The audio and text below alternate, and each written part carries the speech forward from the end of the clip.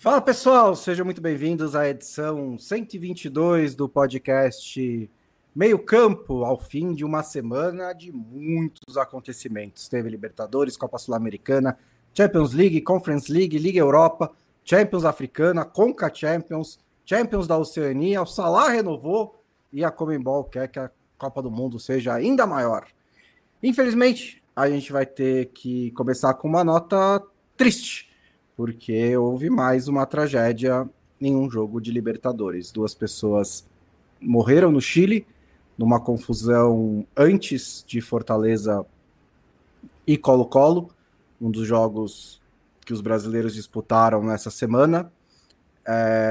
Segundo o jornal La Terceira, a confusão começa com torcedores do Colo-Colo querendo invadir o estádio, a polícia reagiu, imagino que tenha reagido com o jeitinho que ela sempre reage, e no meio desse tumulto, 2 torcedores foram esmagados, 2 jovens, 13 e 18 anos, e ainda está sendo investigado exatamente quais são as causas, se a polícia estava diretamente envolvida. Esse clima depois foi transferido para o jogo, né? No meio do segundo tempo, torcedores do Colo-Colo invadiram o gramado, arremessaram coisas, quebraram vidros. Os jogadores do Fortaleza tiveram que sair de campo e a partida foi paralisada em 0-0. Não se sabe se será retomada, não se sabe o que vai acontecer, mas é também, né, a parte menos importante dessa história toda. Boa tarde, Felipe Lobo, e boa tarde, Leandro Stein. O que você achou desse episódio lamentável nessa semana de Libertadores? Bom, boa tarde. Primeiro que, infelizmente, não é algo novo também em relação à dificuldade das autoridades lidarem com multidões, né? Assim, é algo que a gente vê no Brasil, que a gente vê em tantos outros lugares. E se você tem um ambiente despreparado na organização de um jogo dessa magnitude, assim, não era nem um jogo exatamente tão importante, né? Era um jogo de Libertadores, mas não um jogo de mata-mata, um jogo que reunisse tantas expectativas. Se você tem essa falta de preparo para lidar com a situação, diz muito também, enfim, de um ambiente da sociedade em si, né? Que as autoridades, elas largam a sociedade em vez de tomar a responsabilidade para ter uma organização mínima, né, dos eventos, enfim, é um descaso social, assim, de maneira mais ampla o que aconteceu no Chile. Os detalhes ainda estão sendo averiguados, né, existem também relatos de que os 2 adolescentes eles teriam sido atropelados por uma viatura e, inclusive, a irmã da moça que faleceu deu uma entrevista muito emocionada e falando também que recebeu informações de um carabineiro que é um policial no Chile, né, de que a pessoa que teria atropelado também não teria nenhum tipo de preparação, era a primeira vez que estava trabalhando num evento dessa magnitude, mas o fato houve um descaso, claro, indiscutível, independentemente do que a investigação apurar, né, assim, que tenha as cenas de violência, elas são muito marcantes, né, sobretudo quando a torcida do Colo-Colo invade o campo, enfim, isso fica muito midiático, né, para bradar contra violências de torcidas, enfim, mas também tem um descaso das autoridades em relação a controlar a multidão, em relação a lidar com esses torcedores, que é muito grave e que foi deixado de lado diante de todos os indícios.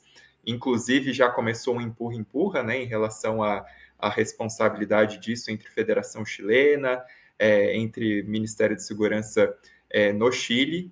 Foi muito importante, né, pelo menos uma postura cabível, que no Chile tem um departamento no Ministério de Segurança para cuidar da segurança nos estádios, que se chama, ironicamente, Estádio Seguro. E o que a gente não viu foi um estádio seguro, né? E a responsável por essa pasta, que inclusive é uma jornalista, não é necessariamente uma especialista em segurança pública, ela pediu demissão, mas se aguarda um pouco a averiguação e medidas cabíveis, né? Não só para punir o responsável, enfim, os responsáveis por essas mortes, mas também para melhorar as condições, né? Se chegou a esse ponto em 2025 de falta de organização num evento que deveria ser simples, é algo muito grave, e aí a gente tem que criticar mais uma vez a Conmebol, né? A Conmebol, não tanto em relação a esse aspecto de organização do entorno do estádio, que aí é mais cabível, de fato,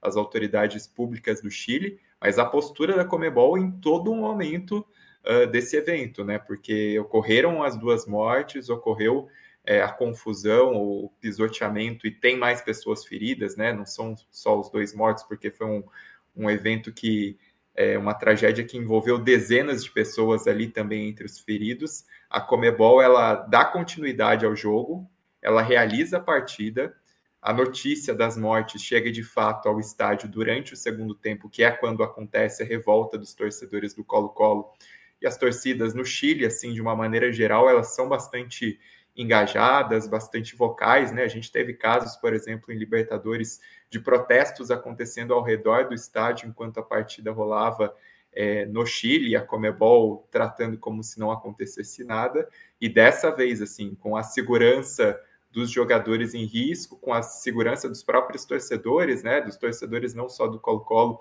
mas também dos visitantes do Fortaleza, porque tem relatos de invasão, de tentativa de agressão, enfim. A Conmebol, depois que o estádio é evacuado, né, que as pessoas deixam as arquibancadas, a Conmebol tentou retomar a partida, com todos sabendo que 2 pessoas faleceram. A Conmebol queria retomar a partida porque o show não pode parar, né? Assim, o interesse televisivo da Conmebol, a dificuldade para remarcar datas num calendário que é inchado e que a Conmebol também tem responsabilidade disso. Então, a gente tem uma série de atitudes nefastas da Conmebol que a gente não precisa nem listar, né? E, sim, os últimos exemplos são os casos de racismo e a maneira como a Conmebol tem sido leniente com os casos de racismo, né? Mas desrespeitar as mortes, desrespeitar a própria segurança dos jogadores, enfim, de quem estava envolvido nesse jogo, acho que supera muito também as coisas que a Conmebol tem feito, porque, enfim, foi algo que colocaria a risco de mais tragédia, né? Mais eventos desagradáveis acontecerem. E se a gente teve, por um lado, a renúncia da responsável pela segurança nos estádios do Chile, de Alejandro Domingues nunca vai dar para esperar isso, né? Mas assim, por toda a postura dele, já no caso das declarações em relação ao racismo contra os clubes brasileiros, e agora essa tomada de decisão que não foi necessariamente dele, mas está dentro da entidade que ele gere, só mostra assim como a Conmebol tem errado muito e errado agora com uma situação de segurança, né, de respeito à vida em si. E sim, a Libertadores tem casos péssimos há anos, há décadas, que vão além dessa gestão. Mas esse é um dos momentos mais vergonhosos da história da... Essas coisas não acontecem por acaso, né? Elas nunca acontecem por acaso, elas sempre vão sendo acumuladas, né? Se você, por exemplo, pega a história de estádios da Inglaterra, antes de Hillsborough, tem vários sinais de alerta, vários, né? E não é nem questão de hooliganismo, porque são 2 coisas diferentes, né? Tipo, antes de Heysel, teve vários sinais de alerta de hooliganismo. Antes de Hillsborough, teve vários sinais de alerta de que os estádios estavam... era uma bomba relógio. E, inclusive, incêndio do estádio de Bradford, vários outros quase tragédias. E a Libertadores caminha por um sentido parecido, assim, né? Com as suas próprias particularidades, né? Mas são muitos jogos que às vezes não acontece a tragédia, mas ela passa muito perto, né? Todo jogo, por exemplo, que você tem uma manifestação racista dos torcedores, é uma potencial tragédia, porque você não sabe como a polícia entra em campo, depois você não sabe como o torcedor do outro time vai reagir. Tudo isso passa pelo nariz da Conmebol e ela não faz nada, né? Exceto piadinhas de Tarzan e Cheetah. Então, assim, talvez a gente escape de uma grande tragédia na Libertadores, mas o caminho, uma tragédia ainda maior, né? Porque 2 mortes já é grande o bastante, Mas é o caminho que a gente está traçando, né, Lobo? Não sei exatamente se a gente vai chegar lá, mas esse é o caminho que a gente está traçando. Salve, salve, amigos, amigas que nos ouvem também. Não é uma novidade isso, né? A gente, inclusive, havia um temor que isso já pudesse acontecer, né? Enfim, acho que é uma questão que a gente vai precisar ficar atento, porque em quase todos os esportes, o que a gente vê, e não só esportes, né? Mas, enfim, em espetáculos, o que a gente vê muitas vezes é isso, acontece uma tragédia, muitas vezes previsível ou evitável, e os organizadores tentam colocar embaixo do tapete e continuar o evento em meio à tragédia, né? Uma parte disso tem o problema da organização de não ter calendário, aquilo que a gente já sabe, né? A Conmebol tenho certeza que o escritório da Conmebol já estava pensando que não tinha como organizar esse jogo ao longo do calendário sem causar problemas. Não que essa devesse ser a preocupação, mas enfim, é uma questão que o calendário brasileiro é ainda pior que o da Conmebol, mas enfim, já a Conmebol também não tem muita margem para eventualidades como essa acontecerem, né, e precisarem de adiamento e tudo. Então, a gente sabe que a Conmebol não está super preocupada com essas coisas, né? Ela não parece disposta a lidar com isso. No Chile esse problema é muito sério, o Stein falou, é uma questão que vem de muitos anos já, né? Não é uma questão de agora, e essa animosidade parece cada vez maior lá entre torcidas e a polícia, e não parece que ninguém quer resolver isso por lá também, né? Localmente, falta bastante força de vontade para fazer isso realmente acontecer, né? Que não sejam medidas cosméticas. E a Conmebol, muito menos, está preocupada com isso. Ela quer... Eu não duvido, Bonsa, de a solução ser bem tosca, ao ponto de, assim, não tem mais torcida. O problema é a torcida? Não tem torcida. E eu lavo minhas mãos, que é um pouco a cara da Conmebol, né? Não, foi o que a gente fez aqui em São Paulo, né? Assim, clássico. Tirou toda a torcida, mas tirou metade. Então... Tirou a torcida visitante. Era uma medida, e como a gente sabe também, né? Esse tipo de medida sempre chega como temporária e emergencial, e a gente está emergencialmente há 8 anos? Nem lembro mais, mas é por aí. Eu acho que foi 2016 que começou. Quase uma década sem torcida visitante em classe. A gente tem aí, pelo menos desde 2016, 2015, 2016, que começou essa patifaria, sempre com essa desculpa de uma questão organizacional, de segurança e tal. Vira uma grande muleta, né, para as autoridades, e ficou assim. Então, eu não duvido que a solução que eles encontrem seja essa. Fica cômodo, né? Assim, tipo, você tem um trabalho para fazer que é manter a segurança da torcida. Né? Se você... Oi? Para eles, torcida atrapalha. Se puder fazer sem torcida, é melhor, né? Não, porque assim, o trabalho deles é manter a segurança da torcida. Se não tem torcida, o trabalho deles é muito mais fácil, né? O meu trabalho é escrever um texto, se eu não tiver que escrever o texto, terminei o trabalho, sabe? É muito... É cômodo para as autoridades diminuir isso e facilitar o trabalho delas. A gente viu isso na pandemia, né? Os caras estavam louquinhos para não voltar, né? Queriam não voltar com a torcida, né? Usando a canalice de questão de saúde e tal, mas porque eles estavam achando ótimo isso. Inclusive porque as audiências ficaram altas, né? Enfim, a gente sabe como é. Como disse, ainda tem fatos sendo revelados, né? Vamos acompanhar essa história. Tem o jogo, que é o menos importante, mas ainda tem que ter uma definição também. Infelizmente, mais um caso lamentável na Copa Libertadores. Boa tarde para o Jonathan Lucas Souza, que está aqui com a gente, o Daniel Cohen também, mandando um abraço de Sintra, em Portugal, Gladson Rafael Nascimento, sempre por aqui também, falando do peso do voto dos clubes amadores aqui no Paraná, tem o mesmo peso que Atlético Paranaense, Curitiba e os outros profissionais. Na Suburbana não tem ambulância, falando umas outras coisas sobre o futebol do Paraná. A Cecília Madeira também por aqui. O Wendel se tornou um novo membro. Muito obrigado, Wendel. Grande Wendel. O Douglas Utiama mandando abraço de Curitiba. Francisco Setaro, Giovanni Lima Montenegro, o Getro por aqui também, Matheus Cremonese, Vinícius Carrillo Beber, Wanderson Santos, Matheus Sardenha, Jonathan Pereira e Fernando Cesarotti. Muita gente aqui acompanhando a gente. Agora vamos falar um pouquinho de futebol. Teve a rodada da Libertadores, da fase de grupos, e a gente teve 2 resultados bastante significativos envolvendo clubes brasileiros.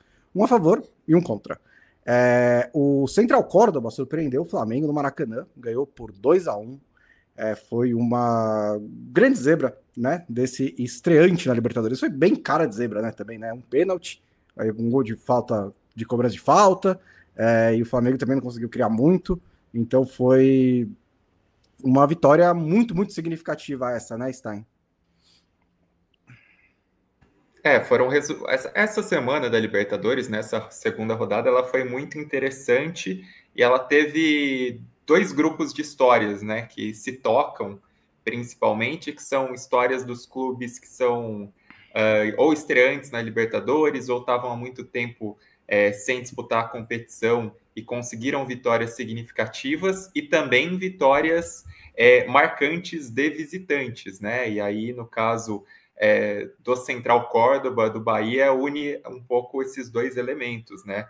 Central Córdoba é uma equipe que até 2019 tinha disputado só 2 vezes a elite do Campeonato Argentino, e ainda no esquema que era o sucesso em competições regionais levava a participação em uma das edições do Campeonato Argentino, né? Isso no modelo passado do Campeonato Argentino, que funcionou ali até os anos 70, mais ou menos, 70, 80. Então, em 2019, ele tem essa confirmação na primeira divisão, e aí também essa sequência atual, e aí também até reflete um pouco essa expansão do Campeonato Argentino com tantos clubes, essa expansão em relação às províncias, né? E o Central Córdoba, como representante de Santiago del Estero, acaba sendo uma bandeira também regional nesse sentido, conquista a Copa Argentina na temporada passada. E aí, nesse jogo contra o Flamengo, assim, a gente tem que exaltar os méritos do Central Córdoba, né? Assim, o Flamengo teve problemas, o Flamengo é um time que tem lidado com problemas de lesão, com queda de rendimento de jogadores, com outros que chegaram e não estão jogando bem, né? Foi um Flamengo que ele foi apático em muitos momentos desse jogo no Maracanã, e muitas vezes até lembrou o Flamengo problemático da Libertadores de outros momentos, né? Momentos pré-2019 ali, em que o Flamengo tinha aquele costume de derrapar na fase de grupos. Foi um Flamengo que recordou esses momentos, mas também porque o Central Córdoba teve méritos, né? Também porque o Central Córdoba ele impôs problemas para o Flamengo, e desde o primeiro tempo, assim, não só pelo lance de gol, dos gols, né? Mas por outras chances que o Central Córdoba criou, o Central Córdoba teve uma valentia, né? Teve uma postura de intimidar o Flamengo, de causar problemas para o Flamengo, de, enfim, produzir bastante, né? O Central Córdoba conseguiu causar esse baque no primeiro tempo. No segundo tempo, o Flamengo tentou buscar o resultado, marca um gol com Dela Cruz, no finzinho tem uma bola na trave, mas também foi um Flamengo insuficiente na criação, né? E aí, enfim, entre tudo que se critica o Flamengo nesse momento, e de fato o time não rendeu aquilo que se esperava nesse início de Libertadores, é preciso elogiar o Central Córdoba, né? Logo numa estreia de Libertadores na competição, conquista uma vitória fora de casa, e uma vitória fora de casa com tanto peso, né? Essa primeira vitória fora de casa na história da competição acontece contra o Flamengo no Maracanã, algo que nenhum clube argentino tinha conseguido dentro da Libertadores, né? O Central Córdoba é o primeiro clube argentino a vencer o Flamengo no Maracanã pela Libertadores. E aí, no caso, o Bahia, assim, até comparando a tradição, é injusto, né? Porque o Bahia é o primeiro campeão nacional, o Bahia disputou a primeira edição da Libertadores, o Bahia tem um campeonato brasileiro em 88, mas são participações bastante esporádicas na Libertadores, isso é um fato, né? Tanto que o time volta pela primeira vez desde 89 à competição continental, está se reacostumando a esse ambiente, né?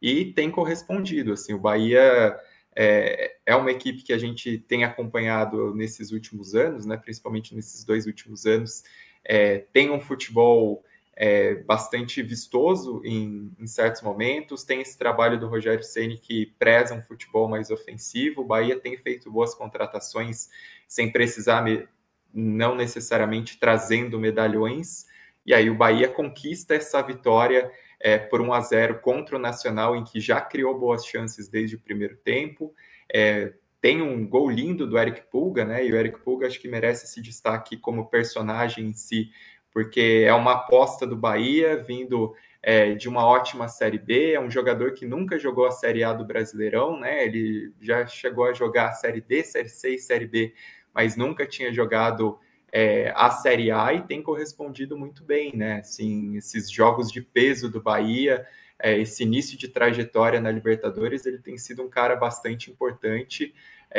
O gol que ele marca é um gol de categoria pura, né? A maneira como ele pega na bola, a batida cruzada que sai do alcance do goleiro, e quando o Nacional tenta recobrar um pouco esse prejuízo que teve, o Bahia também consegue segurar o resultado, e a comemoração no Grand Parque Central é bastante emblemática, né? Porque a torcida, os jogadores do Bahia em si, o time sabe a importância que tem conquistar esse resultado, porque o Bahia, nas 3 participações anteriores pela Libertadores, não tinha chegado a vencer um jogo fora de casa.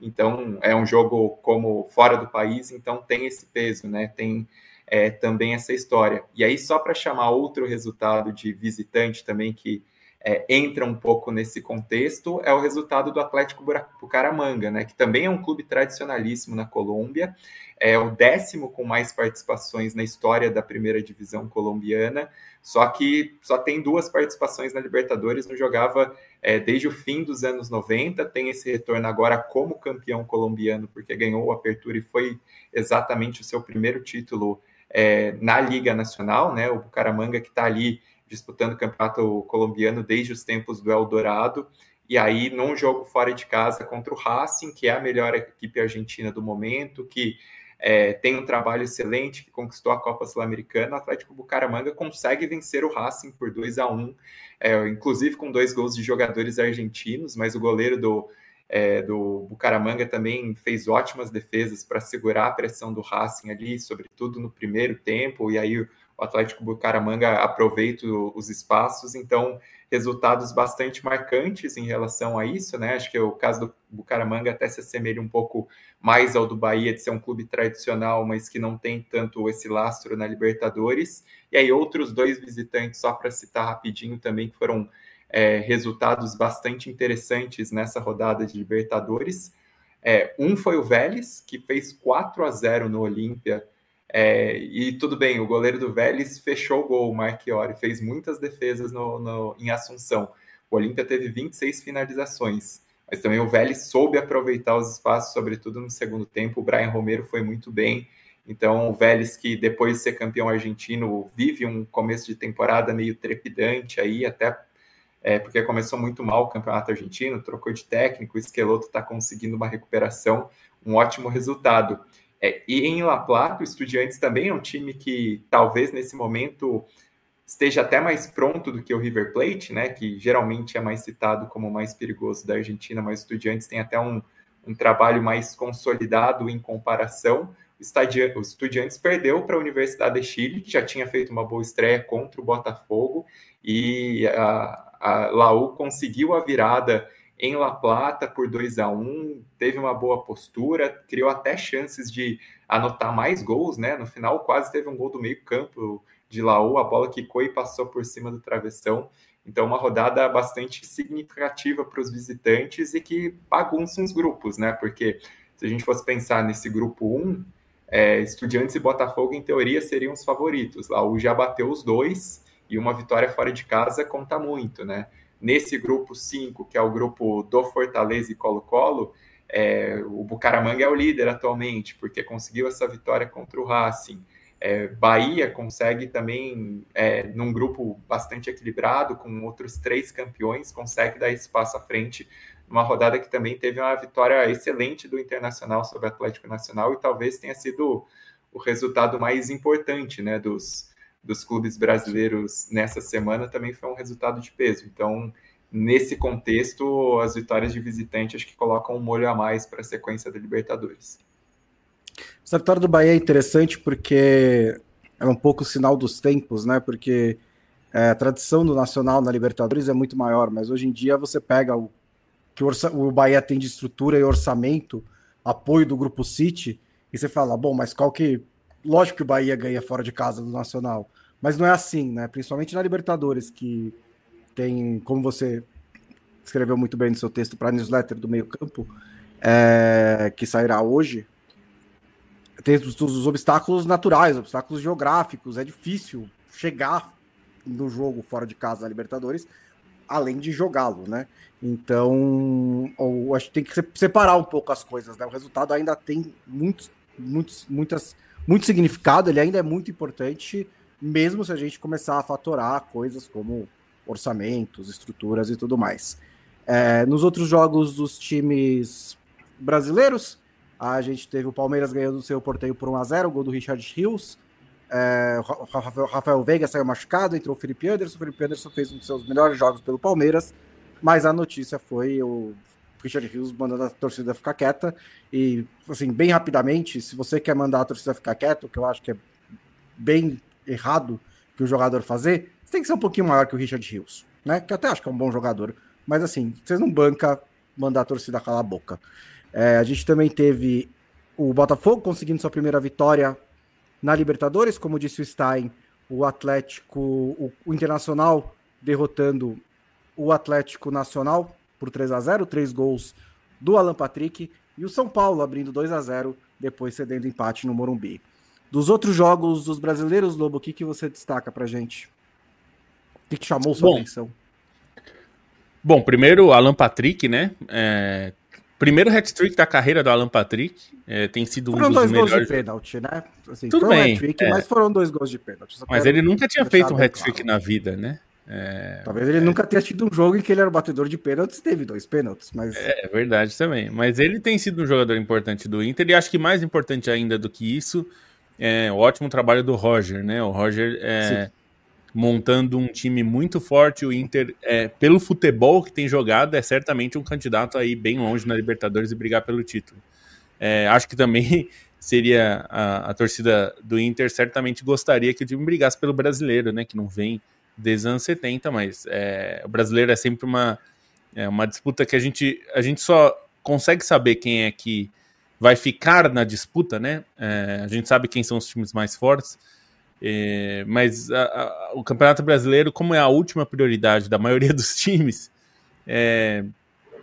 a gente não sabe, né, se um time como o Inter, se tiver fazendo uma boa campanha na Libertadores, provavelmente vai sofrer no Brasileiro, porque não é um time que tem um elenco como o do Flamengo, enfim. Então, veremos. E assim, muita pressão em cima do Zubeldia no São Paulo, né? Pelo empate que tomou, fez 2-0, tomou um empate, tirou o Ferreirinha quando ele tinha feito 2 gols, mas estava 2-0 o jogo, né? E, enfim, ele justificou que o Ferreirinha não consegue jogar 90 minutos, estava com medo de ele se machucar, como tem muitos machucados. Acho que tem uma pressão por muito para que os times joguem melhor, porque o time não tem jogado bem mesmo, mas me parece também um exagero, porque tem muita lesão, né? Muitos jogadores machucados. Se reclamava que ele não colocava jogadores da base, aí ele colocou o Ferreira, né? O Lucas Ferreira para jogar, e fez um ótimo jogo, que é um ponta, né? Jogou bem a Copa São Paulo. O Alves, Matheus Alves, que entrou, já não entrou tão bem, enfim, ele tá tentando achar opções no meio às lesões, mas tá difícil. Ele não tem um lateral direito que ele confia, então ele tem jogado com um zagueiro de lateral, e acho que é relevante porque em termos de resultado, a Alianza Lima nunca tinha empatado um jogo no Brasil, né, jogando no Brasil. Perdeu todos os jogos que fez aqui, primeira vez que consegue um empate, então é relevante. O time do Barcos e do Guerreiro, inclusive um entrou no lugar do outro, né? O Guerreiro entrou no lugar do Barcos no segundo tempo, mas acho que é mais paciência um pouco, né? Não tem muito jeito, mas também as torcidas são muito previsíveis, né? O São Paulo todo ano faz o mesmo roteiro, né? Chega num ponto, não dá mais pro técnico, demite o técnico, aí traz um outro técnico que melhora temporariamente. E, enfim, todo ano o roteiro de São Paulo é igual, vamos ver se vai repetir, mas eu acho que tem tudo para repetir, espero que não repita, né? Porque eu acho que é tapar o sol com a peneira, né?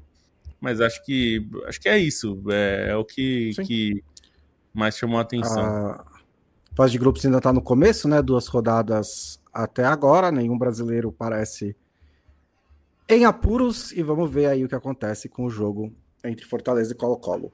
Antes a gente atravessar o Atlântico, Stein, também teve um resultado bastante significativo na Copa Sul-Americana, né?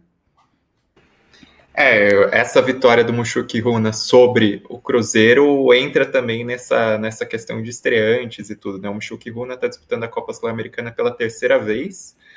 Das outras 2 não passou da fase preliminar, né? Agora conseguiu atravessar esse caminho, disputar a fase de grupos e conquista a primeira vitória de sua história fora do país, né? Nas competições continentais, com esse resultado gigantesco sobre o Cruzeiro, né? Uma vitória por 2-1 em que o Cruzeiro deu mole, vacilou na defesa sobretudo, mas o Mushuki Runa não deixou de acreditar também, né? Conseguiu abrir o placar, quando toma empate, busca de novo o resultado, não deixa o Cruzeiro crescer necessariamente. É um Cruzeiro assim com tantas estrelas, tanto investimento, tantos jogadores experientes nas competições continentais, né?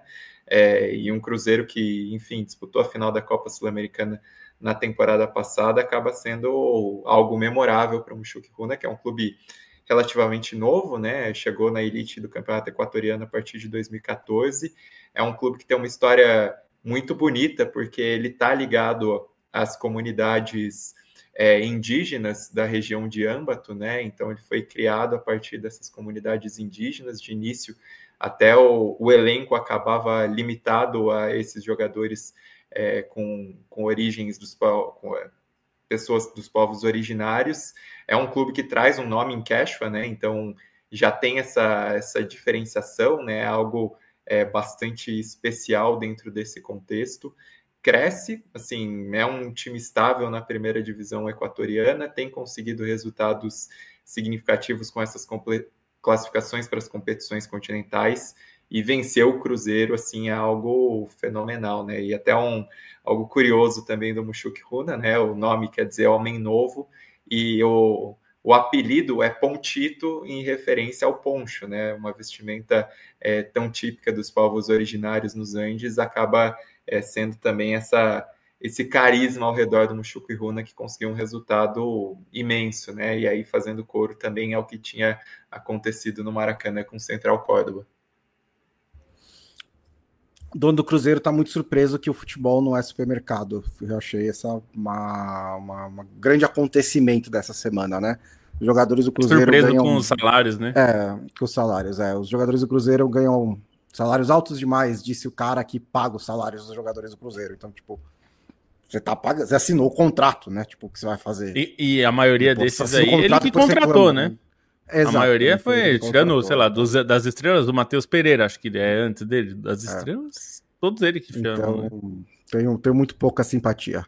Gabriel Chagas por aqui também, Júlio Lima, Arthur Cerejo, Anderson Lopes, Urânio Paz, Rodrigo Modesto, Cauê Nunes e Giovanni Lima Montenegro também, todos sempre aqui com a gente. Eu agradeço muito vocês e agradeço também a KTO, que é a nossa patrocinadora já há muitos e muitos anos e apoia o jornalismo independente. Não só o nosso, mas principalmente nosso, mas também de outros veículos. Tem ótimas cotações lá no site, tem as KTOs, que são cotações especiais da KTO, um bom suporte. Deem uma olhada se vocês se interessarem e se cadastrem na KTO. Se vocês forem buscar uma casa de apostas, a gente recomenda a KTO. Toda sexta-feira, eu e o Felipe Lobo trazemos cotações do fim de semana, aquelas oportunidades que a gente analisa nas rodadas da Europa, do futebol brasileiro, e traz as nossas sugestões. Eu vou começar com você, Lobo, porque seria meio estranho se eu começasse por mim mesmo. Eu vou fazer 3 apostas bem diferentes aqui. Uma mais ousada, uma mais conservadora e uma emocional. O que você acha, tá bom? Justo. Então, vamos lá. Uma mais ousada, Atalanta e Bolonha.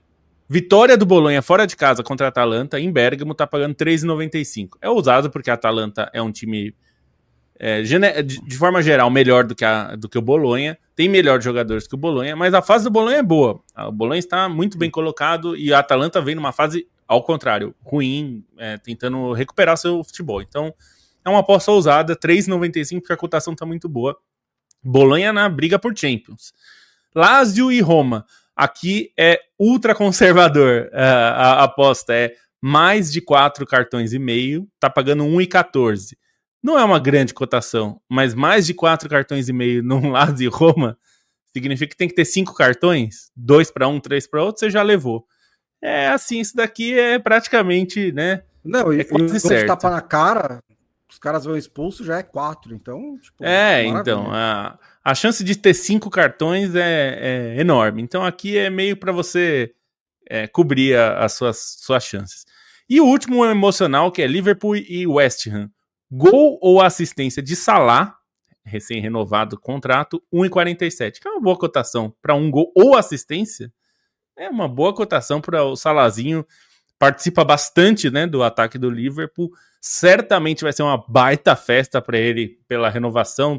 A torcida estava super ansiosa para essa notícia, que já estava sendo aí, digamos, preparada há semanas, né? Havia uma expectativa que isso pudesse acontecer, pudesse ser anunciado.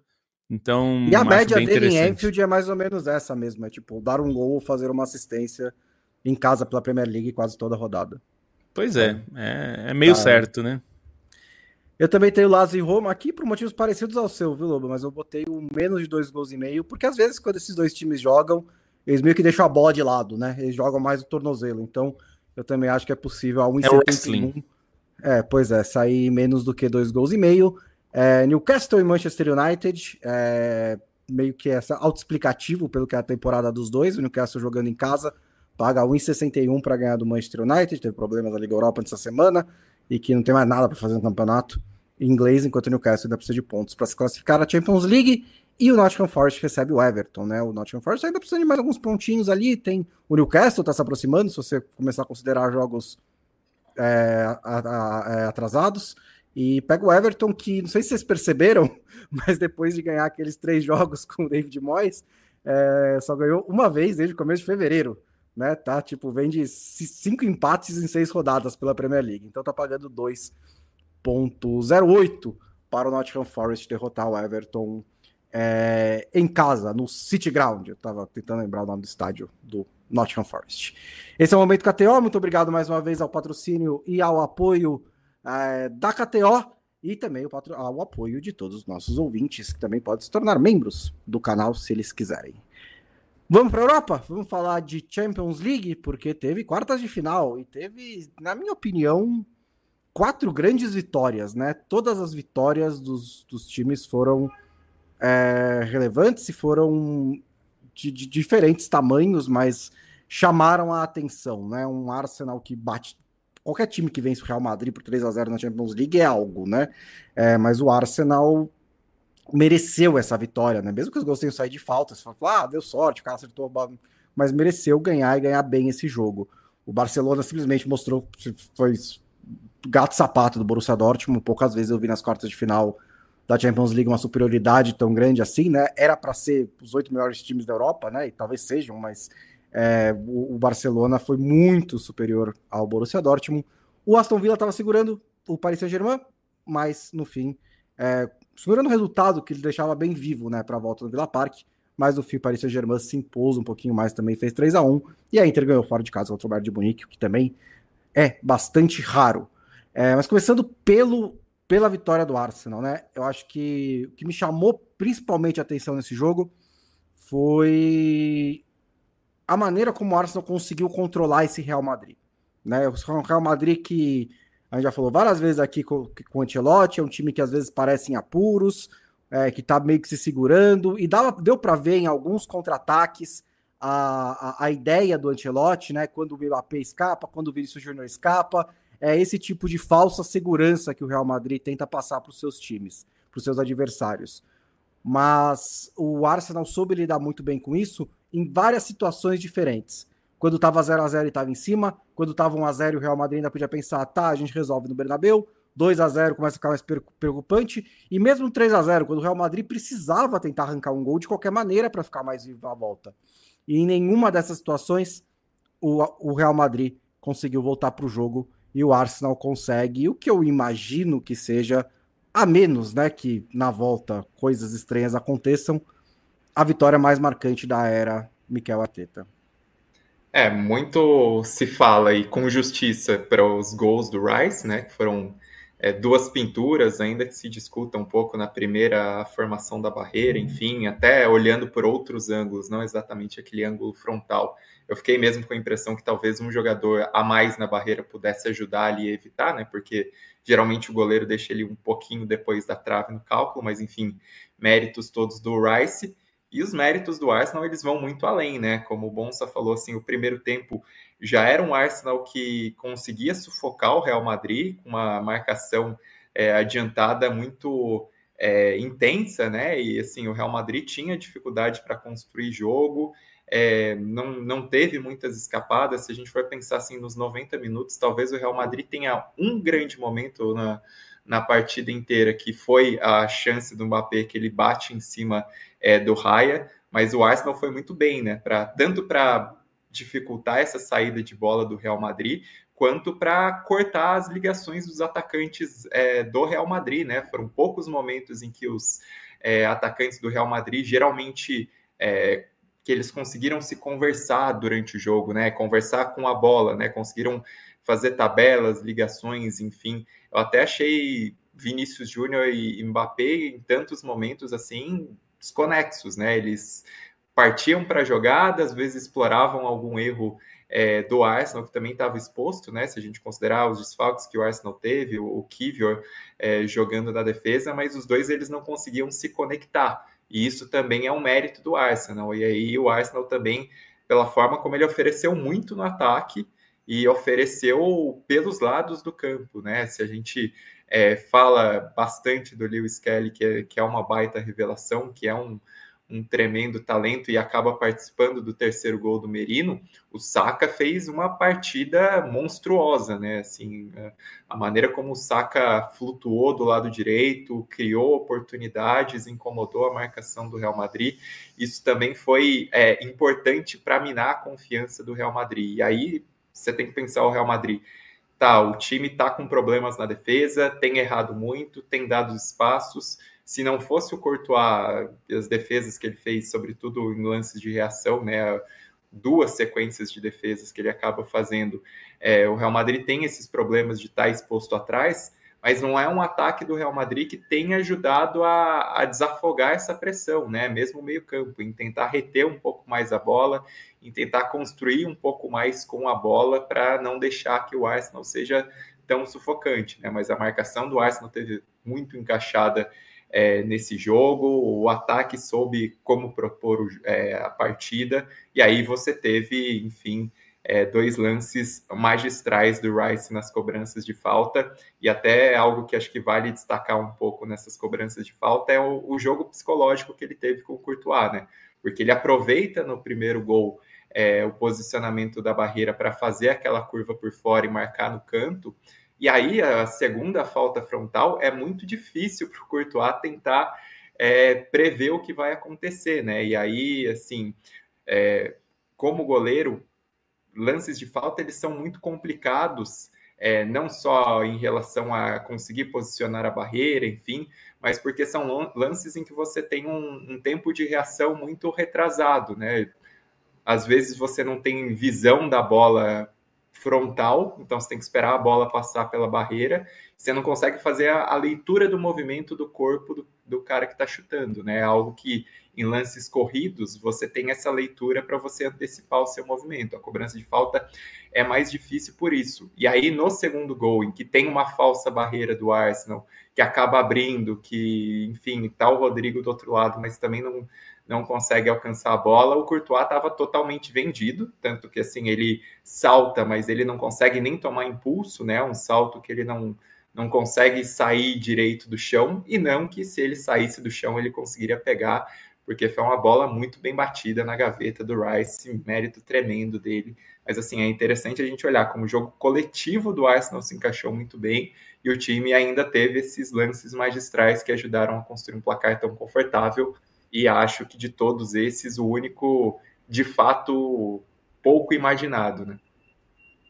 Cauê Nunes diz que é engraçado, mas que falta elenco ao Real Madrid. E é engraçado, mas falta elenco ao Real Madrid, né? Se você for pegar quem sai do banco de reservas, é Lucas Vasquez, Brahim Dias e Fran Garcia para tentar, tipo, mudar o ritmo de um jogo de quartas de final da Champions League. E assim, decisão do Ancelotti também, né? Porque o Endrick estava ali, né? Então poderia ter também tentado outra coisa. O Arda Güler estava ali também, mas falta, e principalmente a defesa, né? A defesa do Real Madrid é remendada já há anos, praticamente.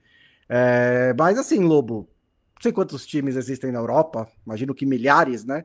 Contra todos eles, eu diria que a eliminatória está praticamente decidida. Mas é o Real Madrid do Bernabéu também, né? Coisas mais estranhas já aconteceram, né? Pois é, eu concordo muito com você. Logo, os nossos queridos ouvintes que também estão inscritos na nossa newsletter, inclusive se inscrevam, vão ler algo que você escreveu lá e que eu concordo que é isso.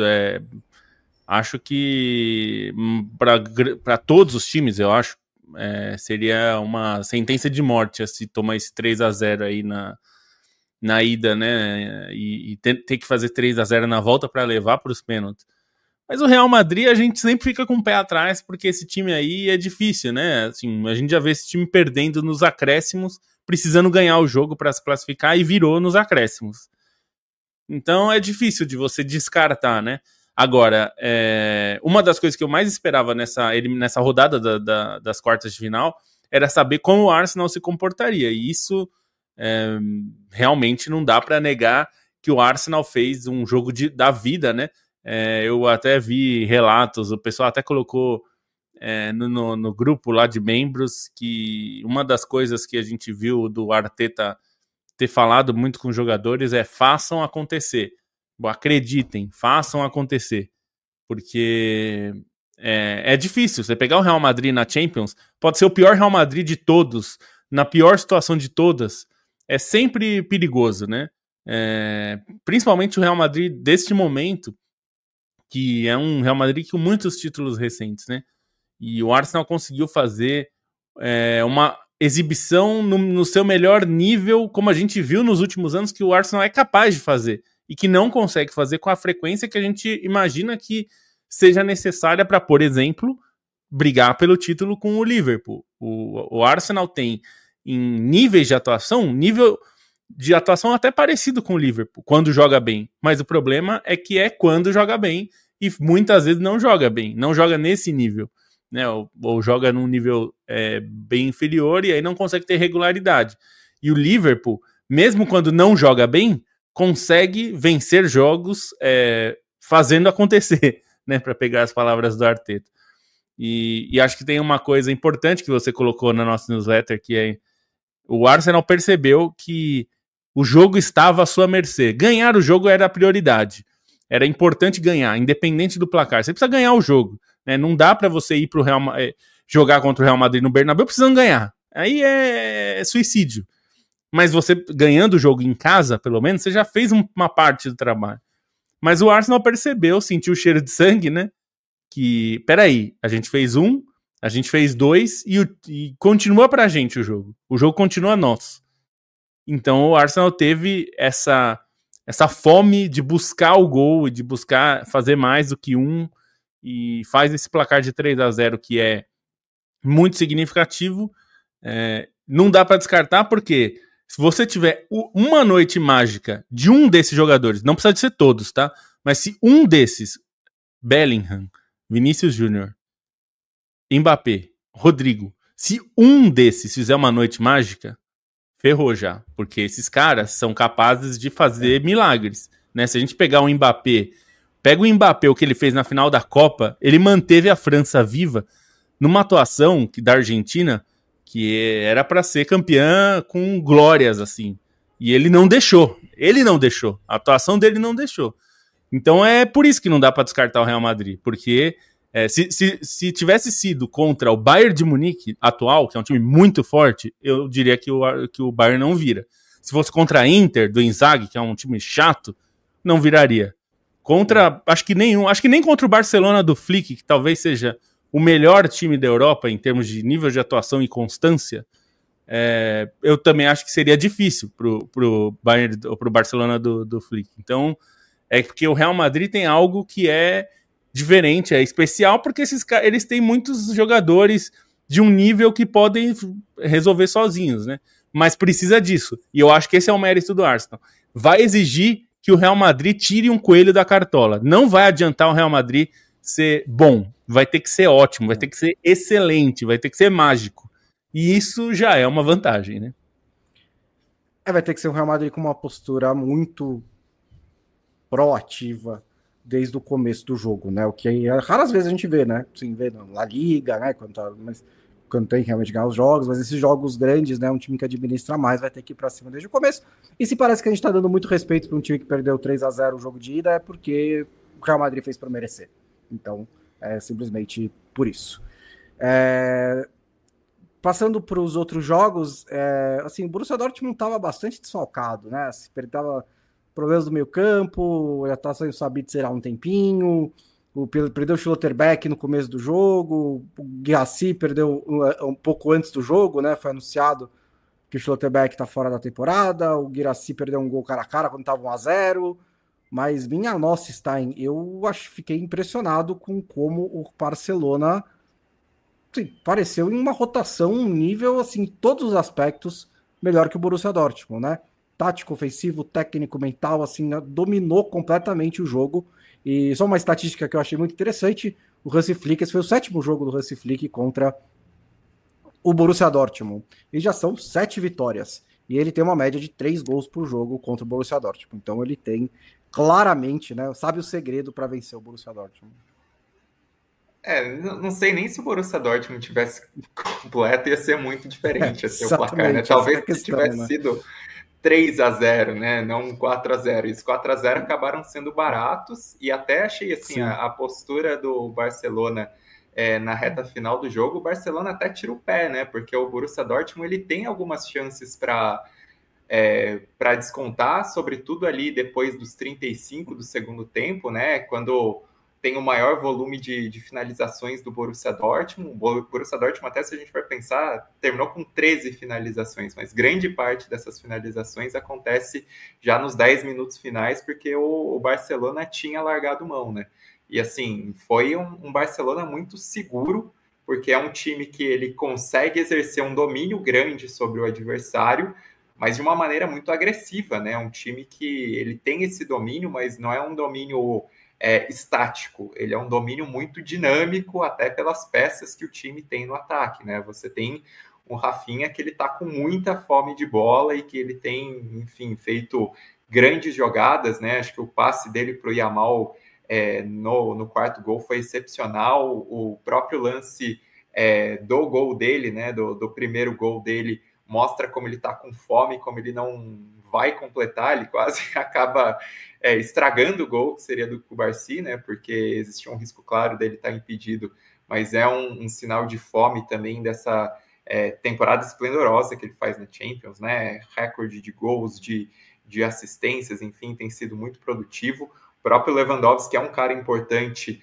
pela experiência nesses grandes jogos, né? Por ter uma vivência de Champions que é imensa e é muito importante para esse elenco do Barcelona, então você acaba tendo muitos recursos, né? Um time que funciona muito bem, e aí o Hansi Flick tem todos os méritos de ter conseguido construir esse Barcelona de um jeito muito rápido e até acho que de um jeito inesperado, né? Ainda que o Hansi Flick tenha um trabalho muito bom no Bayern de Munique e na seleção alemã, ele tinha deixado algumas dúvidas, e aí ele encaixa esse Barcelona de um jeito muito rápido, e foi um Barcelona que, enfim, deixou claro como esse Borussia Dortmund era incapaz de competir, né? E aí o Barcelona, além de tudo, é um time que ele consegue jogar de jeitos diferentes, porque se o primeiro tempo ele é bastante dominante, né? Assim, do Barcelona é muito clara a maneira como o Barcelona ele deixa o Borussia Dortmund contra as cordas, com posse de bola, com muitas chances de gol. Durante o segundo tempo, quando o Borussia Dortmund tenta sair um pouco mais para o jogo, você também deixa as costas abertas para um Barcelona que tem armas fantásticas para atuar nessa velocidade na transição, né? E aí, além do Rafinha, que tem jogado bem, é impressionante o que faz o Yamal, assim, é chover no molhado. Tipo, como é que você marca? Porque assim, se você dá o bote, ele dá um elástico. Se você só protege, ele mete a bola milimetricamente pro cara sair em velocidade. O que você faz? Não, o arsenal dele de possibilidades é gigantesco. Exato. E assim, e o que me impressiona mais é que geralmente quando um cara aparece assim, um fenômeno aparece tão cedo com 17 anos, ele pode apresentar qualidades de habilidade, enfim, uma técnica apurada, porque é um talento nato dele.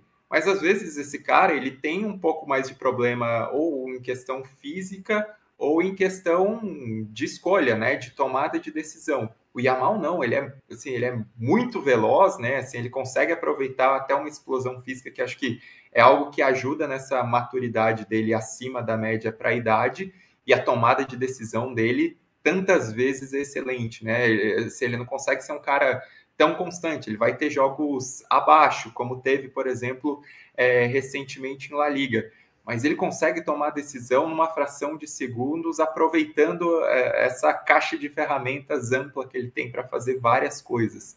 Então, é muito impressionante, só ajuda o Barcelona, né? O Barcelona que, enfim, esse acho que já dá para a gente falar que está classificado, não vai acontecer. Eu acho que...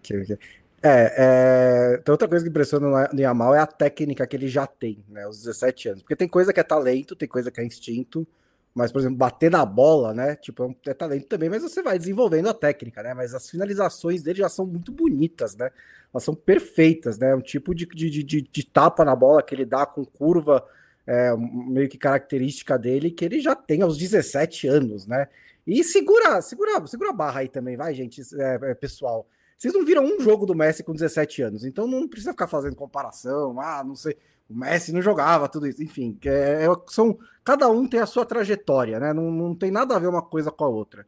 Mas o Lamine Yamal é claramente um jogador muito, muito especial e fiquei muito felizes que a gente vai ter pelo menos mais uns 15 anos desse cara jogando bola, porque vai ser realmente um jogadoraço.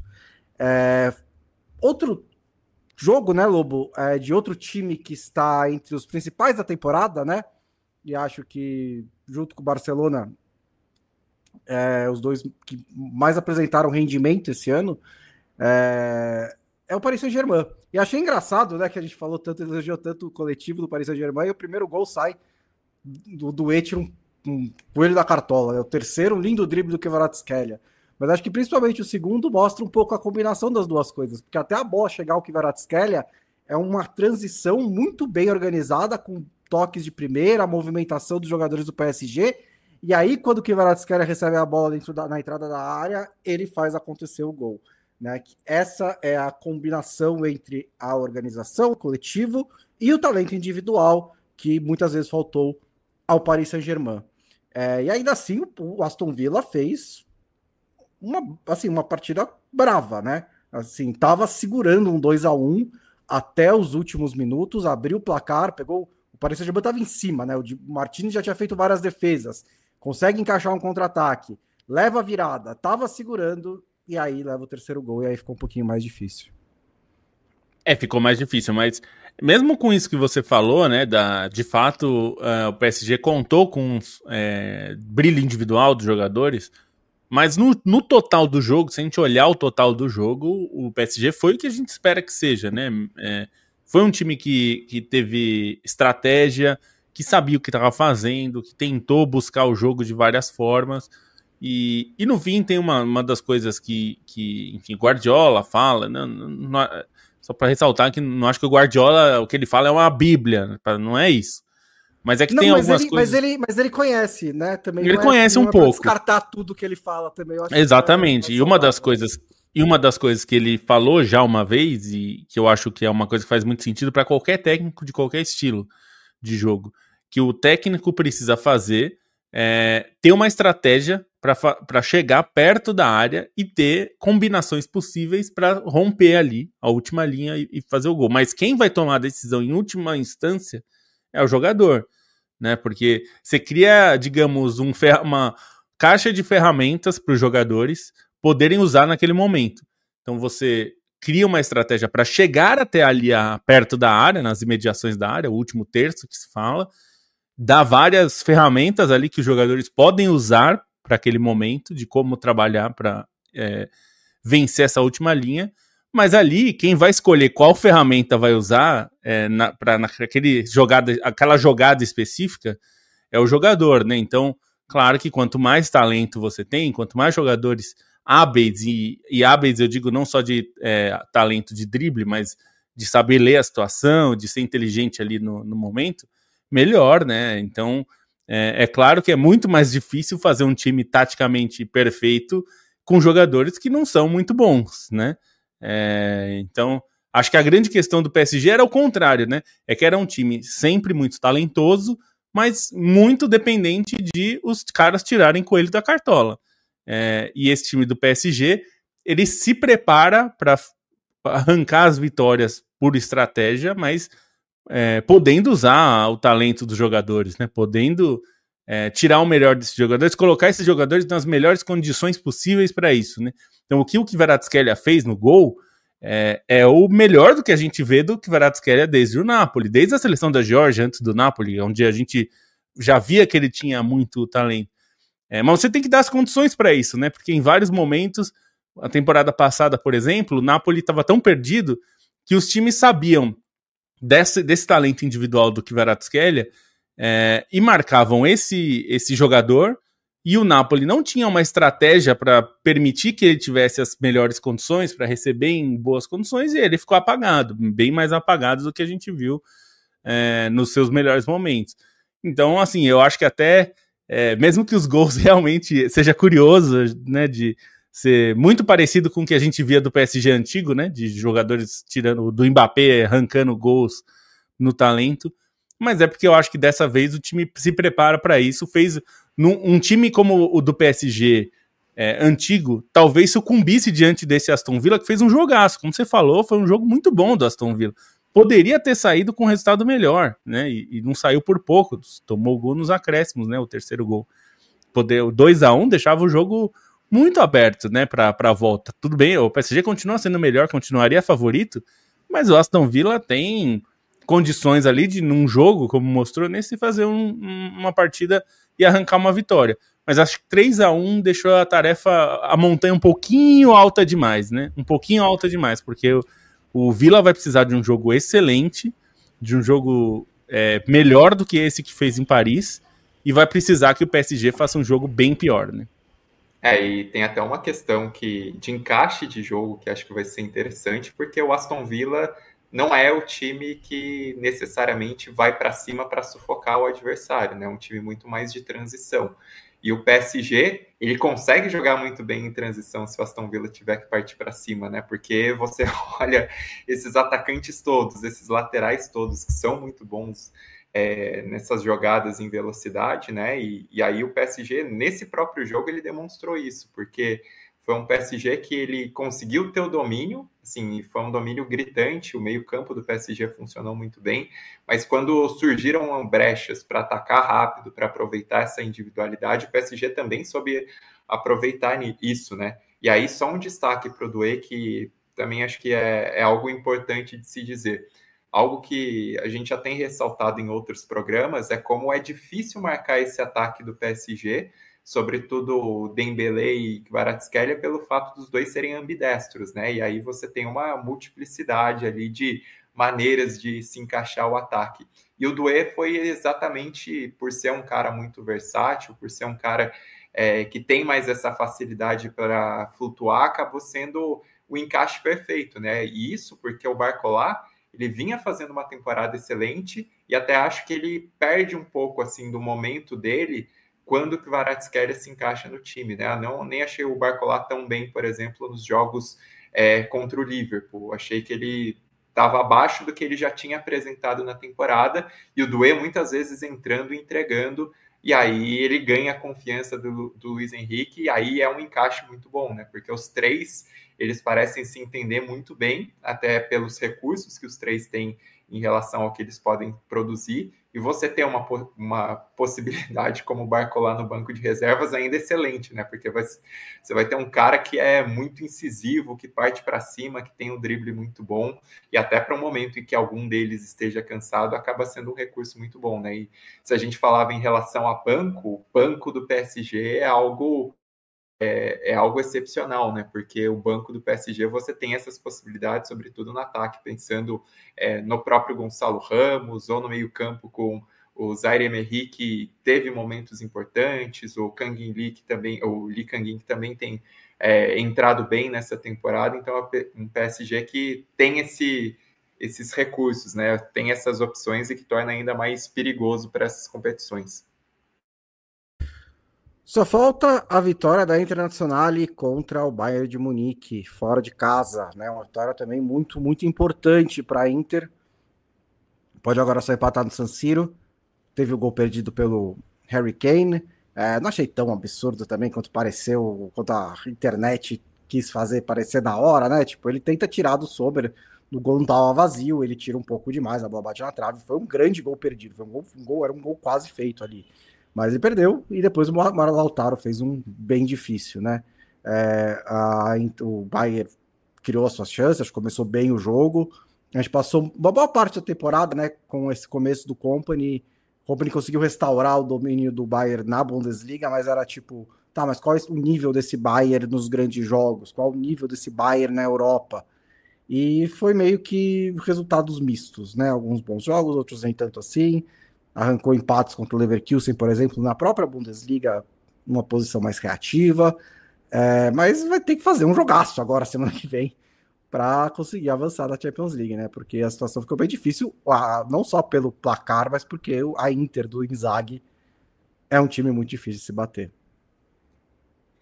É um time muito difícil. Eu acho que tem um mérito da Inter do Inzaghi, que é tornar o jogo desconfortável para os adversários, né? Em vários momentos. De fato, o Bayern começou muito bem o jogo, fez um início que poderia ter feito 1-0, principalmente nessa chance do Kane, que você falou, mas a Inter foi muito bem no jogo, né? Conseguiu manter o jogo equilibrado e sem sair do controle que a Inter queria também durante o jogo inteiro. E tem um mérito muito grande que eu acho do Inzaghi, de como ele arma esse time. A Inter é um time que joga com 3 zagueiros, mas são 3 zagueiros absolutamente versáteis, né? É muito comum a gente ver algum dos 3 zagueiros participando em várias fases do jogo, né? Inclusive, na saída de bola, às vezes eles abrem espaço para os meio-campistas irem buscar o jogo e eles viram meio-campistas. A gente vê vários momentos, um dos zagueiros virar quase um lateral, chegar na frente. Às vezes a gente vê um dos zagueiros virar quase um ponta, chegando assim. Então existe ali uma maleabilidade tática desses zagueiros para exercer as funções que o time precisa naquele momento, que é muito interessante. Assim, isso ajuda muito a Inter tanto a sair de situações de pressão, quanto a encontrar soluções ofensivas também, né? Então, é muito interessante isso, e eu acho que esses zagueiros da Inter têm se tornado uma das principais armas, justamente porque eles conseguem quebrar chaves ali do adversário, né? E mesmo se a gente pensar, não teve o Di Marco, né, que é um jogador que talvez seja o melhor jogador em termos de desempenho na Inter nesses últimos meses, mas tem o Lautaro, que é o jogador mais decisivo da Inter, né? É um jogador muito capaz de decidir, e eu sei que aqui no Brasil ficou uma imagem muito forte do Lautaro da Copa, né? E eu entendo, porque ninguém é obrigado a assistir todos os jogos da Inter ou dos times europeus, né? E a Copa é um grande momento, e o Lautaro não fez uma grande Copa, embora tenha sido importante ali em alguns momentos no mata-mata, né? Inclusive na final ele entrou bem, mas na Inter ele é um jogador, já é um jogador histórico, tá? Pelo que ele já fez, pelos títulos italianos que ele já conquistou, da forma como a Inter conquistou, pela campanha que fez, levou a Inter à final da Champions, que parece, mas vai comemorar chegar na final. Para esse momento que a Inter ficou 7 anos sem jogar Champions, não é uma coisa que dá para entregar de bandeja, assim como algo banal. O que foi feito e ficou muito perto de bater o Manchester City, podia ter empatado, podia até ter vencido o Manchester City na final.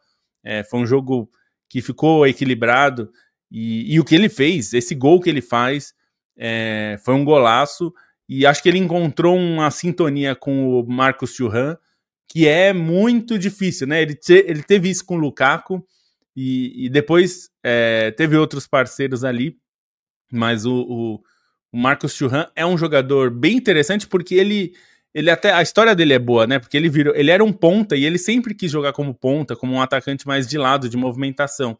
E na França que ficaram tentando falar para ele, convencê-lo que ele poderia ser um centroavante muito bom, porque ele não queria ficar parado, ser um centroavante de receber na área, brigar pelo alto. E ele não é isso mesmo. Ele é um jogador que sabe se movimentar e tal, e isso é importante para Inter, porque o Lautaro e ele acabam se combinando, porque o Lautaro também não é um 9, né, de ficar dentro da área. É importante ter esses jogadores que sejam flexíveis, né, capazes de se adaptar quando um tá com a bola, o outro recua, enfim. Tem tudo isso. E a atuação, e assim, a história parecia muito boa com o Miller marcando gol de empate, e eu, sinceramente, mesmo torcendo para a Inter, eu fiquei com a sensação, eles vão virar.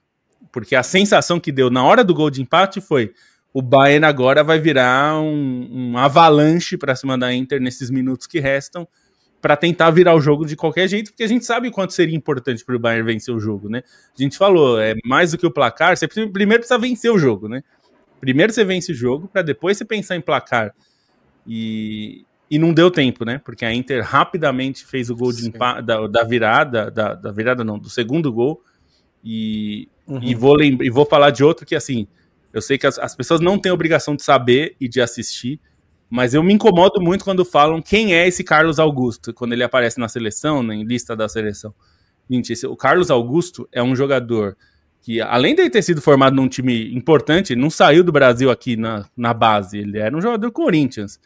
Mas ele é um jogador inteligente, taticamente muito inteligente, joga de zagueiro às vezes, joga de lateral, de ala, e consegue ser muito capaz de substituir um cara como o Di Marco, que talvez seja o melhor lateral esquerdo do mundo nesse momento. Então, assim, méritos para ele também, porque a jogada foi bem importante dele e decisiva, né, para fazer o segundo gol, que ele dá o passe para o Fratesi. E só destaque também a duas características da Inter que ficaram bastante evidentes nesse jogo. Um é a qualidade da Inter na construção pelo chão, né, nos passes. Eu acho que muitas vezes quando a gente pensa num time 3-5-2, a gente não associa necessariamente essa qualidade nos passes, na construção. O meio-campo da Inter é muito talentoso, e assim, a construção da jogada do primeiro gol é fantástica, né? O toque, a abertura na esquerda, o cruzamento, o toque de calcanhar, e aí a finalização do Lautaro Martinez para coroar tudo. E o controle defensivo da Inter também é bastante importante, né? E o segundo tempo, eu até achei que o Bayern de Munique, mesmo tendo o domínio, ele demorou para conseguir criar chances mais claras, né? Assim, como o Lobo bem falou, o time consegue o empate até num raro erro defensivo da Inter ali, num raro desleixo no segundo pau, mas foi um Bayern de Munique que até demorou para conseguir martelar essa Inter, pensando assim no que era o desenho do jogo, no que era a necessidade do Bayern de Munique. Então isso também tem mérito. Assim, a Inter ela conseguiu retrasar essa reação do Bayern de Munique ao máximo, e quando o Bayern de Munique empata, tem essa resposta imediata. E o Bayern de Munique eu achei abaixo, assim, também, em relação àquilo que os jogadores do meio para frente poderiam produzir. O Olise, eu achei ele num bom nível, mas de resto a maioria, quase todo mundo abaixo, e aí mostra também como os desfalques pesaram, né? Sobretudo em relação ao Musiala, que é um cara criativo, é um cara que tem drible, que tem passe, enfim, que pode ser um diferencial, que infiltra muito na área. Ele fez bastante falta nesse jogo, e dentre os tantos desfalques do Bayern de Munique também as duas laterais, né, com o Laimer e com o Stanisic improvisado do outro lado, né? Isso aí foi, assim, acho que deu mais escape para a Inter, e a gente viu como o mapa da mina da Inter acabou sendo, de fato, esse lado esquerdo, com méritos do Carlos Augusto, mas também com o Bayern de Munique vulnerável por conta desses problemas todos que tem enfrentado na temporada.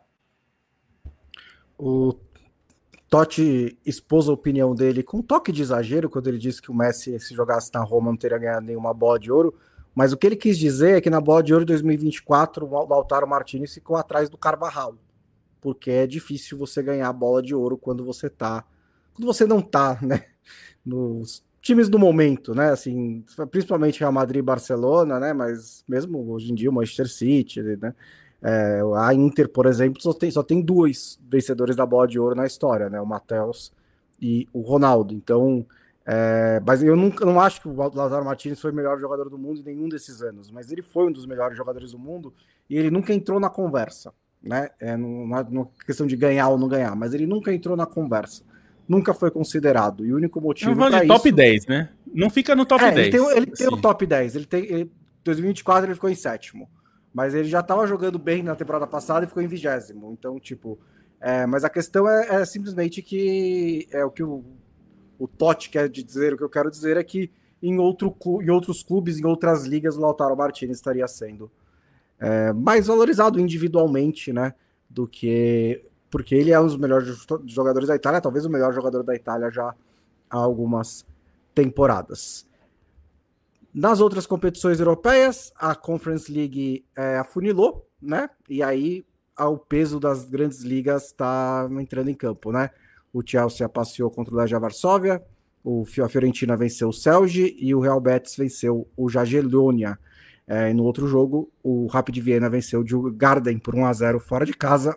Os três clubes de Inglaterra, Itália e Espanha saíram bem na frente nessa disputa por vaga na semifinal. E na Liga Europa tivemos 3 empates, né? Tottenham e Frankfurt, Rangers e Athletic, e Lyon e Manchester United. Foi um jogo bem divertido, e o Lyon conseguiu arrancar esse empate no fim, e a grande vitória da rodada, que foi a do Bodo Glimt, né, ganhando da Lazio por 2-0. O Bodo Glimt, que para os hipsters do futebol é um nome muito conhecido, né, porque ele já está aí rodando em competições europeias já há alguns anos, né, e ele aparece de repente também no campeonato da Noruega, que não é um time tradicional da Noruega, mas ele se tornou um dos mais fortes nos últimos anos e conseguiu uma vitória assim, enorme, né, contra um time como a Lazio, já foi campeã italiana, que já tem muito mais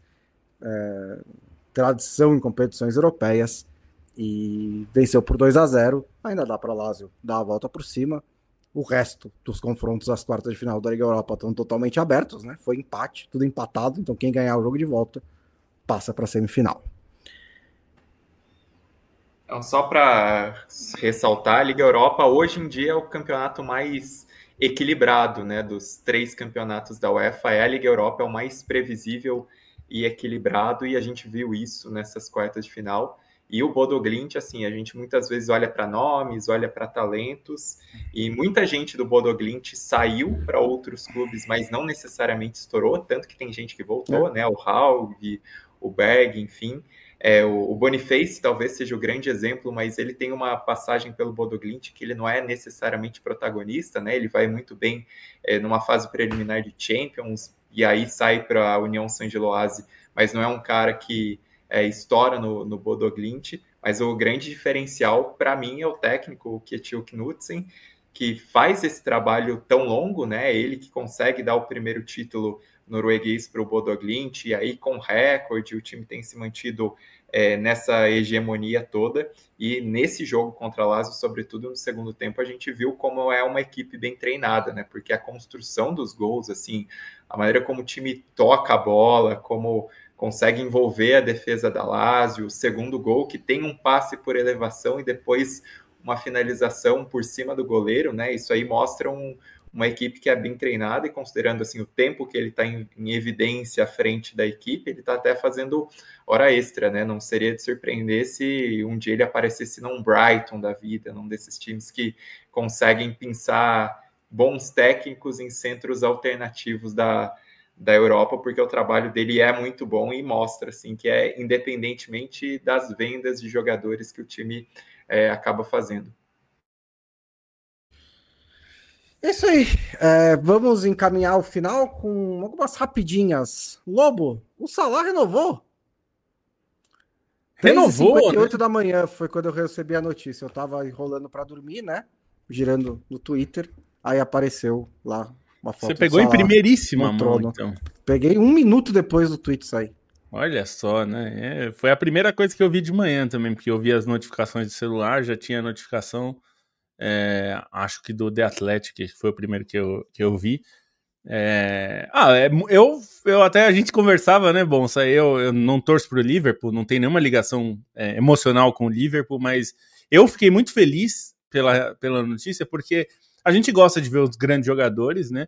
E eu tava já sentindo que seria triste ver um jogador do nível do Salah, né? E ele tem 32, a gente não tá falando de jogador de 38, que aí é outra coisa.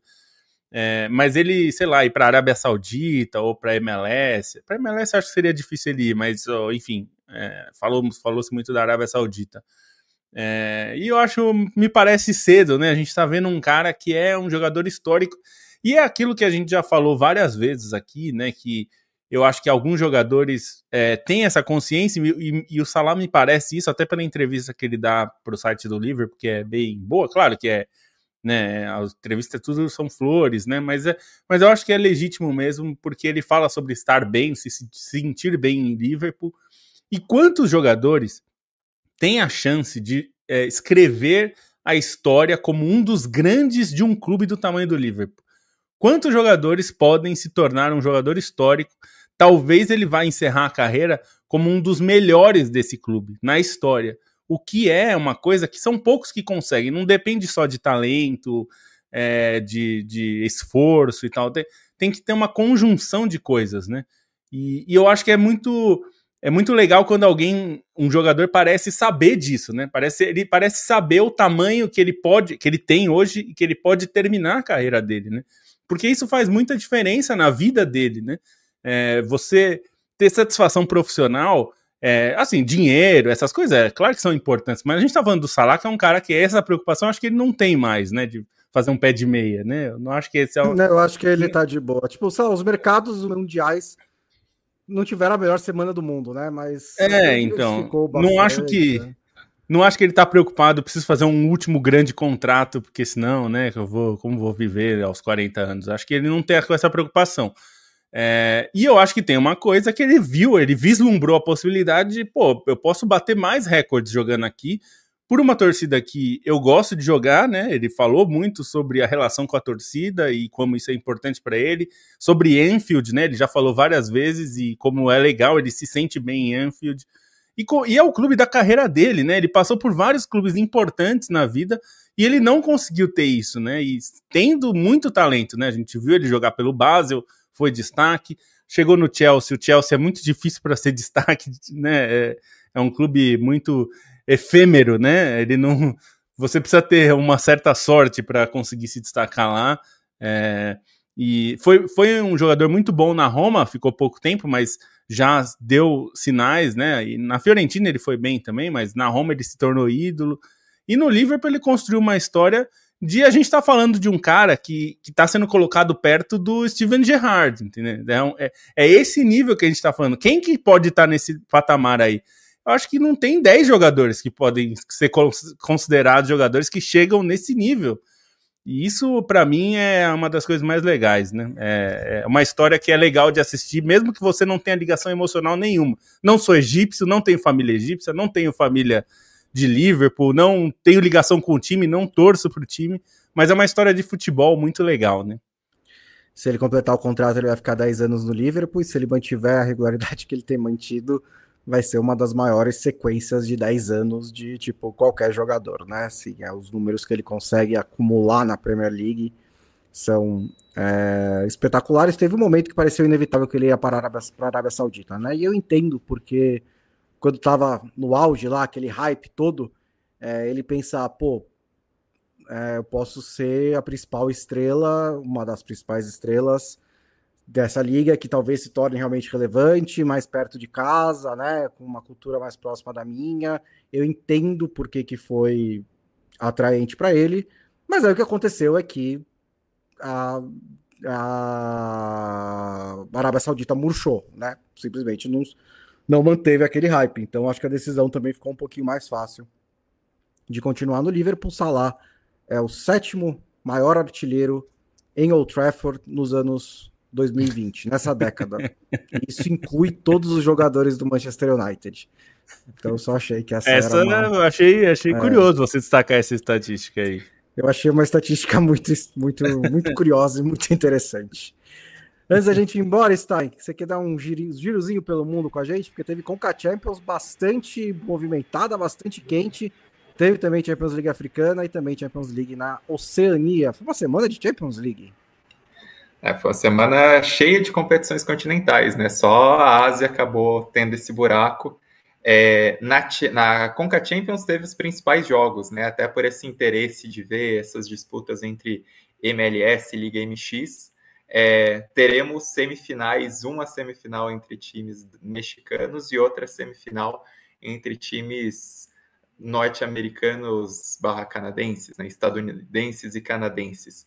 O principal jogo foi a classificação do Inter Miami contra o Los Angeles FC, né?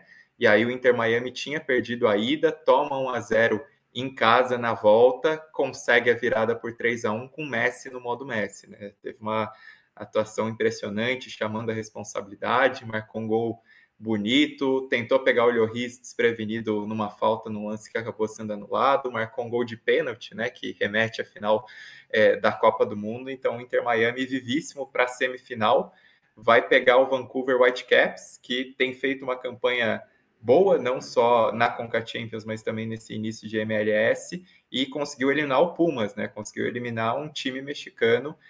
Méritos para os canadenses. Porém, foi uma classificação que aconteceu nos gols fora, né? Foi empate por 1-1 no Canadá, e aí no confronto no México, empate por 2-2, o Vancouver conseguiu arrancar o segundo gol já nos acréscimos do segundo tempo. Do outro lado, o Cruz Azul passou pelo América do México, né? Num grande clássico aí do futebol mexicano, não o principal, porque é América e Chivas Guadalajara, mas é um clássico de muito peso. Na capital, o Cruz Azul ganhou por 2-1, tirou o time do André Jardine, e o Cruz Azul, que tem 6 títulos da Conca Champions, pode chegar aos 7 do América, que é o recordista.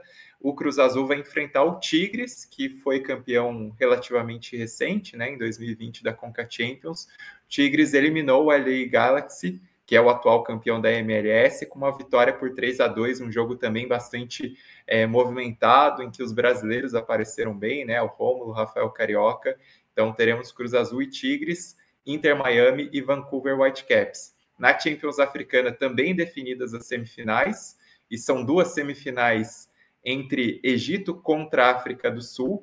Uma delas terá o Al Ahly, que é a grande força africana, o dominante nos últimos anos, contra o Mamelodi Sundowns, que foi campeão em 2016 e tem feito boas temporadas, né? Tá sempre ali batendo em mata-matas, batendo em semifinal, e conseguiu a classificação mais difícil das quartas de final, porque passou pelo Esperance, que é outro time que está sempre em final de Champions africana, enquanto do outro lado são 2 times diferentes, né, digamos assim, em busca dessa decisão. Um deles é o Orlando Pirates, que foi o primeiro time sul-africano a ser campeão da Champions Africana em 95, disputou a final em 2013, mas desde então não tem esse protagonismo todo, né? O Mamelodi Sundowns é a grande força da África do Sul, mas o Orlando Pirates volta a uma semifinal, vai enfrentar o Pirâmides, né? O time que contratou muitos brasileiros, teve alguma repercussão por aqui uns anos atrás, mas atualmente o elenco ele mistura mais jogadores da própria seleção egípcia, veteranos da seleção egípcia, e alguns jogadores de outros países africanos, né, até jogadores com nível de seleção de outros países africanos, e é um time de ascensão recente, né, porque essa é só a segunda participação na Champions Africana e a primeira semifinal, então teremos pelo menos uma carinha diferente aí na decisão, considerando que Mamelodi Sundowns e Al Ahly não são exatamente uma surpresa. E aí, para falar só da final da Liga dos Campeões da Oceania, né, que também acontece, teve a classificação teve a realização das semifinais nessa semana. Um dos finalistas, para surpresa de 0 pessoas, é o Auckland City, né, que é a grande força dominante, tem 12 títulos, é o atual tricampeão, né, a sequência atual é um tricampeonato, vai enfrentar o Recari United, que é um time de Papua Nova Guiné, que tem também uma tradição na Liga dos Campeões da Oceania, porque a primeira vez que a Liga dos Campeões da Oceania foi conquistada por um time que não era ou da Austrália ou da Nova Zelândia foi pelo Recari United em 2010. Na época, ganhou do Waitakere United, que era outro time neozelandês que eliminou o Auckland City na fase anterior, e dessa vez o Recari vai desafiar o Auckland City, mas é difícil imaginar uma surpresa, né? O favoritismo todo é do Auckland. O meio-campo tem uma newsletter que a gente manda toda terça-feira e sexta-feira, né? Novidade, a gente abriu mais uma edição da newsletter na terça-feira, exclusiva para assinantes. E quem é membro do canal do meio-campo no YouTube, na categoria Centenário, né, Lobo? Também recebe a newsletter no seu e-mail. Todas as que a gente mandar, as de sexta-feira vão ser sempre grátis. Todas as edições extras que a gente fizer, uma fixa na terça-feira e outras quando der na nossa telha, como essa semana, quando o Stein também mandou um ótimo obituário do goleiro Manga. Você vai receber, sendo assinante ou sendo membro do canal, newsletter.meiocampo.net. É isso mesmo, né, Lobo? É isso. E só para ressaltar agora, você pode apoiar, se você gosta do trabalho aqui do Meio Campo, quer apoiar, quer ver mais coisas, você pode apoiar aqui pelo canal, né? Como o Bonso falou, você pode ser apoiador, ser membro aqui do canal, e quem for membro do Plano Centenário tem direito a receber também a newsletter paga, e também tem acesso ao nosso grupo de membros, que o Urânio até falou, ele participa lá também, uma Cecília que está sempre com a gente também, a gente bate bastante papo lá muito sobre futebol, às vezes sobre outras coisas também, então para você que quer participar, e quem for, se você prefere apoiar pela newsletter, se você for membro fundador, tem uma categoria lá que você consegue, tem o apoiador comum, e se você quiser ser o membro fundador, você também tem acesso ao nosso grupo de WhatsApp. É só mandar mensagem lá que a gente inclui você. Então, venha participar, venha apoiar, porque dá bastante trabalho. O obituário que o Stein fez do Manga, eu posso falar com tranquilidade, você não vai encontrar nos sites por aí, pode procurar, você não tem esse tipo de conteúdo por lá.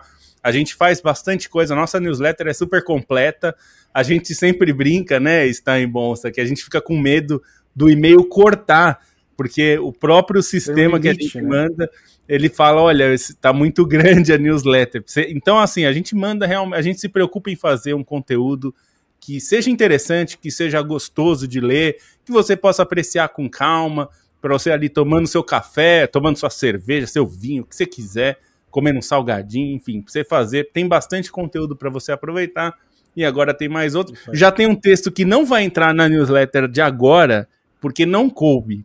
Então, não sei se a gente vai mandar como extra, não sei. Vamos pensar aí, porque não coube.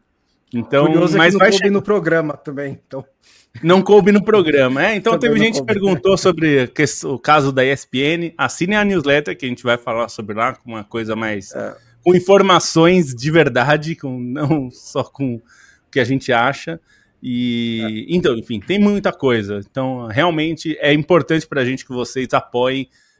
O apoio é R$10 por mês na newsletter. Aqui no YouTube você tem apoios a partir de R$7,99. Então ajuda bastante a gente para continuarmos fazendo e para a gente fazer mais, porque a gente tem vontade de fazer muito mais, mas é claro que nosso tempo e o trabalho, o esforço, né? Você imagina para fazer isso que o Stein fez, não tem matéria que teve desse tamanho e dessa profundidade e qualidade, porque dá trabalho, é pesquisa, leva muito tempo. Então é importante para a gente, e a gente quer ouvir vocês. O que vocês querem que a gente faça lá? A gente quer fazer algo que vocês gostem de ler, porque a gente faz pensando nisso, né? Tanto o Stein, Bonsa, a gente sempre pensa que o meio-campo é para ser algo que a gente gostaria de receber. O que a gente gostaria de ler, de ouvir, de consumir como leitores, a gente está fazendo, então a gente faz para vocês. Então, muito obrigado a todo mundo que apoia e vamos nessa, né?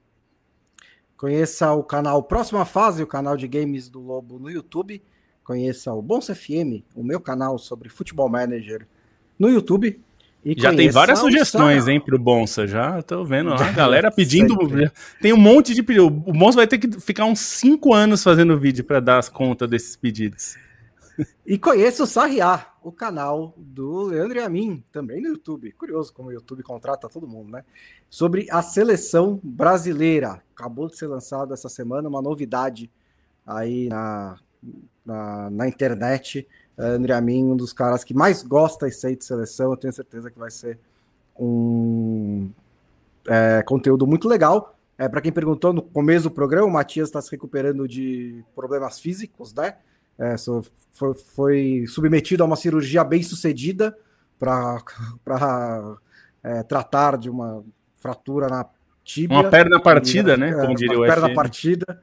E por isso não está aqui hoje, e a minha ainda tratando de problemas pessoais, talvez volte em breve. Muito obrigado e até segunda-feira.